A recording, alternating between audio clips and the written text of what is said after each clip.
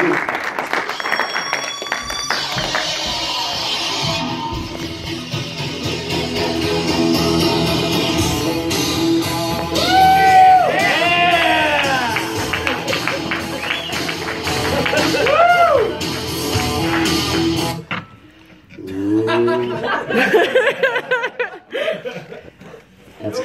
what we in the business like to call unscripted. Ladies and gentlemen, boys and girls, children of all ages, the theater proudly presents Wayward Comedies Tuesday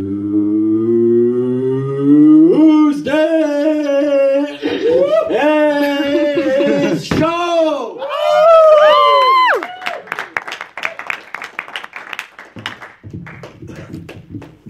Thank you very much for coming out tonight. I've been amped this past week because WrestleMania just happened, and I'm a huge wrestling fan. If you don't watch wrestling, the big thing with wrestling is each wrestler has their own catchphrase. And normally any other person can say it, and it still sounds cool, like The Undertaker says, "Rest in peace." Want some, come get some. That's right. Macho Man Randy Savage says, "Ooh, yeah." But the Big Show is the only wrestler that can just say how big he is, and it sounds impressive. "I'm 7 feet tall, 500 pounds. You can't stop someone like me. I'm a giant." See, that just sounds impressive. If I try to say that, it sounds ridiculous. "I'm 5'11", 156 pounds. You can probably stop someone like me. I'm an average-sized person. Big Show, if you just look at me really mean, I will probably just crumple into the fetal position and cry like a little girl." I catch my breath, I swear. I don't know how Hulk Hogan can do Hulk Hogan for 10 minutes. It's probably a combination of the steroids and the racism pumping through his veins.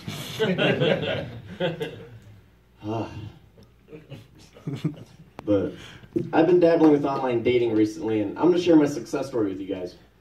So I was talking to this pretty young thing online, and she, on her profile it read, she loves the outdoors, she loves to travel, but she's going through a transitional phase in her life right now. So I thought, this is going to be easy. So we're talking, and we agreed to make the rendezvous point McDonald's. I know what you're thinking. William, you're cheap. I am not cheap. I'm frugal. I initially sprung for like Red Lobster, maybe Blake's, but she insisted McDonald's. So we meet at McDonald's, and the first thing I noticed about her was the smell of the golden French fries matched the smell of her golden hair, and I'm loving it. And, you know, we got to talking, and I found out she's frugal too. She uses the free Wi-Fi at McDonald's all the time. And then she took control of the conversation. "Listen, you have a car, I have a cart, you have a house, I have this, you have 2 jobs, I have the opinion that's enough for both of us. We can make this work. I'm trying to tell you guys, I have a homeless girlfriend now." It's great. And I never realized how attracted I am to homeless women. And I mean, it's incredible. And I found out, someone brought this to my attention. There's a word for it. You can look it up. It's in the Urban Dictionary. If you're attracted to homeless people like yours truly, that makes you a hobosexual. And, you know, she had me over at her place, and it's a nice place. It's a cardboard mansion. It was a 2-bedroom, a box to a washer, and a box to a dryer. She had just gotten a new dishwasher. It was a cracked bucket filled with rainwater. I mean, I love that about her. She's eco-friendly. I don't like global warming. And, you know, we role play from time to time, you know, behind her, you know, at her house behind McDonald's. And, you know, she has me dress up as a clown. She calls me Ronald. You know, like that clown Reagan, she's a Republican. Yeah, shift gears real quick. Recently, a buddy of mine, he was looking to hire someone to be a bouncer for his club. And, you know, he was talking to bikers, construction workers, and just people that are stereotypically tough. And the big question in the interview was, what's the most badass thing you've ever done? And then, you know, later in the day, there's this ranch kid that comes in, and he's like, well, what's the most badass thing you've ever done? And he's like, well, sir, I was working on the ranch, and I got my arm got caught in a hay bale, and it ripped my arm clean off. But luckily, I was able to stop the bleeding. I grabbed my severed arm, and I drank some whiskey, and I was able to sew my severed arm back on with my one remaining good arm. He's like, wow, that's amazing. You're hired. And he said, thanks.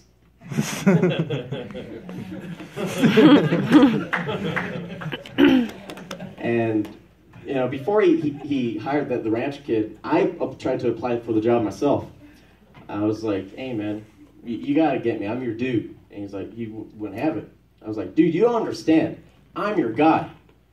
I'm 5'11", 156 pounds. People are going to listen to me if I'm wearing that security t-shirt and holding a flashlight in their face. Works every time. But it's great being back in New Mexico. I've been back for about a year and a half. And hell yeah. I was in the Navy for 5 years. If you don't know what the Navy stands for, it stands for Never Again Volunteer Yourself. Ever. I mean, I'm glad I did it, but I'm glad I'm out. You know, the first inkling of that feeling I got was actually at the recruiting station. You know, my recruiter himself was trying to tell me, you know, he couldn't just outright just tell me don't join, you know, because of what's going to happen. No, he was just trying to be all sly about it. He was using the Navy's motto, you know, accelerate your life. He would say, hey, Will, man, you got to join the Navy, man. It's just, the Navy's going to accelerate your life.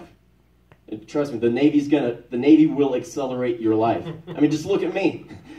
I'm 37 now. And I was, when I was in the Navy, I was on a submarine. And when I tell people that never been in the military, I was in a submarine, usually the response I get is, wow, that's amazing. I don't think I could ever do that. But then when I tell people that are or were in the military that I was on a submarine, I normally get gay jokes fired at me. They're like, hey, you were in a submarine? Well, you know what they say. 100 people go down, 50 couples come up. And, you know, the thing with the military is, you know, it doesn't matter if you're gay, straight, black, white, tall, short, fat, skinny, muscular, or even alive. You will get made fun of.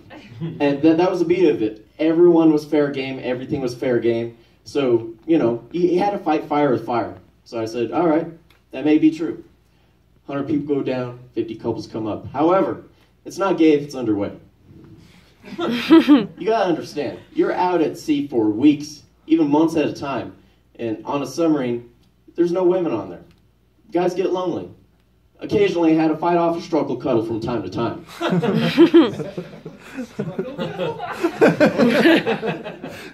Yes, sir. As, you know, once in a while, we're like, just let it happen. Sounds abusive. It depends what day it was. But, you know, and we, you know, after I was on a submarine, me and my buddies realized it's a lot like being in prison. Because, you know, I know there's like the rule of three, you only list 3 things, but this is an extensive list. You're only around guys. Everyone wears the same jumpsuit. You eat and sleep at certain times of the day. On your free time, you work out or watch movies. It would take more than one person to escape the boat because it's a maximum security facility. Occasionally get a knife pulled out on you. When you pull into port, it's like going out on a work release. And then lastly, everyone's waiting for the parole date, aka the end of the contract. And it was crazy because when you're out at sea, sometimes you hate people on the boat more than the Russians or the Chinese than you're actually tracking. I mean, you gotta understand, you're on watch for 8 hours at a time. You're already angry because you drank so much coffee just to